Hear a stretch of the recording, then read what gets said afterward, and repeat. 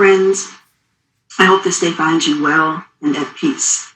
We are certainly going through some very, very difficult times, continue to go through some very difficult times. We have, of course, the pandemic, which is continuing to escalate. We have fires on the West Coast, we have hurricanes, we have continued racial injustices being revealed all over this country. And I am coming to you today to encourage us to stay the course.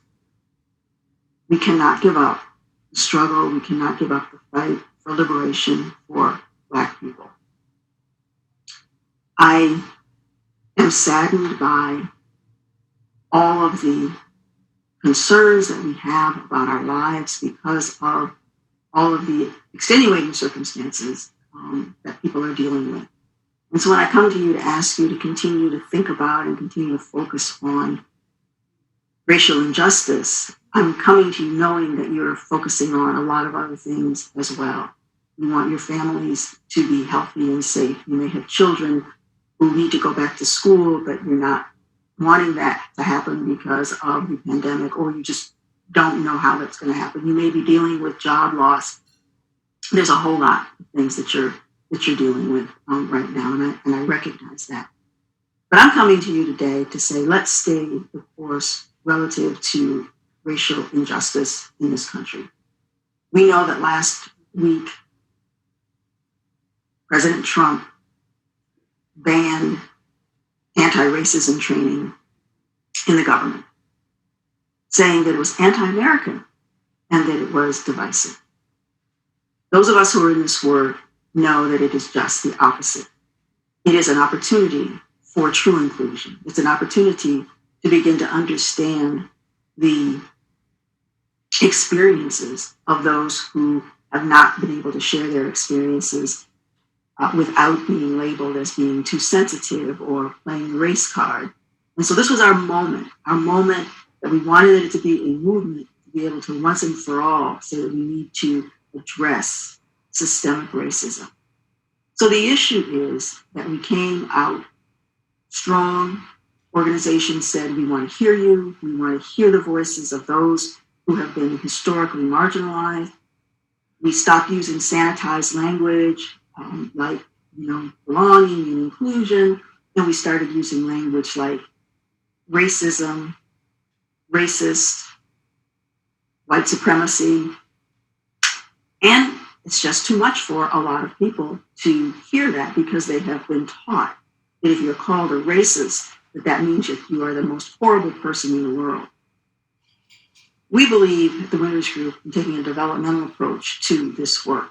However, over the past few months since May, many of the practitioners have really gone stronger in that way by saying, look, we just really have to tell it like it is now. We can't sugarcoat it anymore. We can't sanitize the language anymore. You want to know, you want to be an ally, you want to be a leader in this. You have declared in your statements that you are going to combat racism.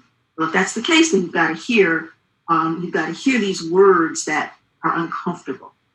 And so here's what I think that we should do in terms of staying the course, because we're not only did Trump come out and say that the training would be banned in the government, we also are seeing people recommending that when you go to a session, that you disrupt the session, that you keep asking lots of questions, that you put the facilitator, off guard, that you don't allow the learning, to occur. So here's what I think that we should do. Because change only happens when the pain of staying the same is greater than the pain of moving forward and doing something different. And I hope the pain of staying the same is greater. It's greater for a lot of Black people. It's greater for a lot of brown people. It's greater for a lot of historically marginalized people. So if you claim to be an ally, then here's what I recommend that you do. If you are in a session where somebody is purposefully disrupting the session, you disrupt them and you ask for respect. You ask that the person respect the facilitator. As the facilitator, offer to share with the person or talk with the person after the session, but that you're going to move on. Set ground rules right up front in terms of the kinds of behavior that will not be accepted in the session. Recognizing that people are coming from different places, recognizing that people have different levels of knowledge and understanding. We recognize that. So for those who perhaps do not have the same level of knowledge and of understanding, we're asking that you listen and learn. For those who perhaps have more knowledge, we're asking you to share your experiences. We're asking that we can center the experiences of those most impacted in these sessions. Who's most impacted? Black and brown people. So historically, we have centered the feelings and the experiences of the dominant group. The dominant group is white people. We center in a number of ways. We center by making that group comfortable. Over the 36 years that I've been doing this work, it has always been about what the leaders can hear, want to hear. We have to make them comfortable. This is not comfortable. And we're not trying to make it comfortable. That's not the goal. And so we need to state that right up front, that there will be discomfort. We need to state right up front that there will be people who will leave this session who will think that it was a bunch of garbage. We recognize that. However, we know that there are enough people, over 50%. There was a study that showed that 70% of the people want racial change. Maybe 30% of that 70% is just saying it because it's the right thing to say. However, we do know, and I believe that we have the masses on our side. And so the naysayers and those who want to disrupt and those who want to continue with racism, I don't think that they're in the majority. However, there's a significant minority of them who can disrupt. So we have to stay strong. We have to stay the course. We have to continue to recognize that people are at different places because there may be some people who do want to learn. However, they just don't know. So we do have to think about our work from a developmental perspective. So if you're a leader, I am asking you to be strong. If you're sending people to education sessions, to let them know what you expect of them.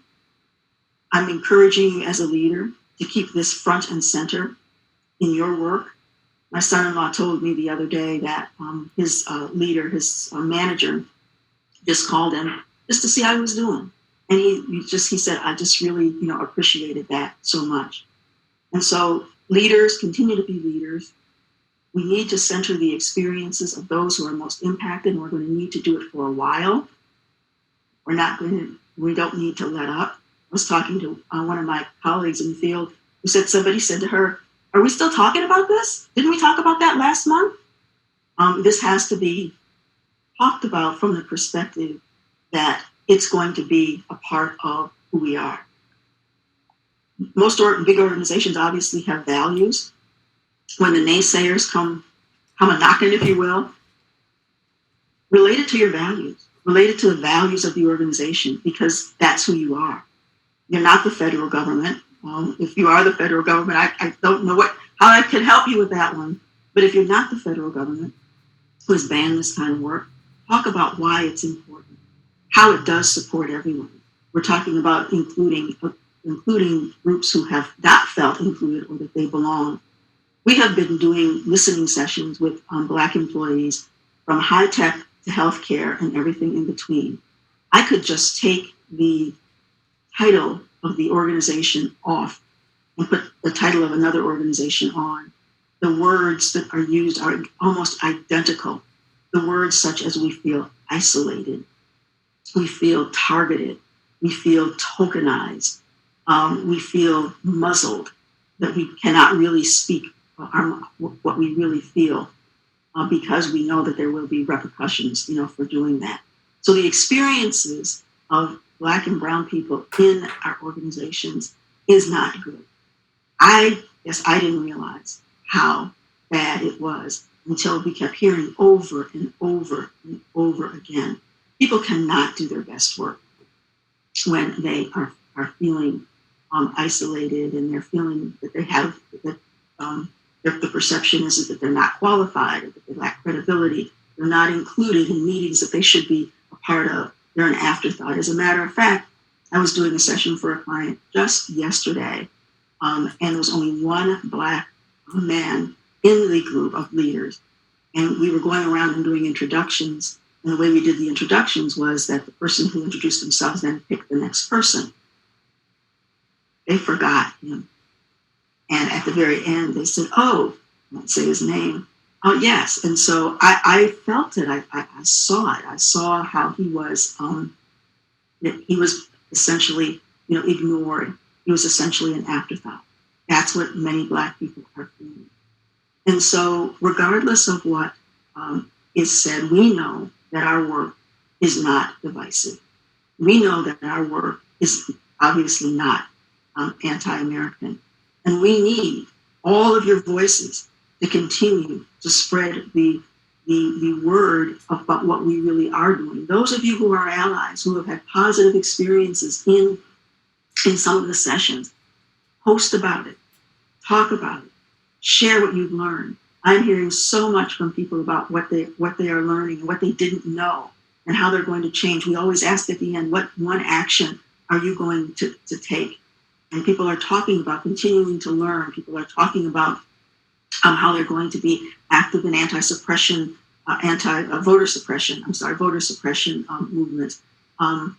So there are all sorts of things that we can begin to do. And right now, one of the things that we need you to do is to talk about why the anti-racism education that is being conducted in many, many organizations is necessary, is helpful, and will support us in dismantling systemic racism. Thank you.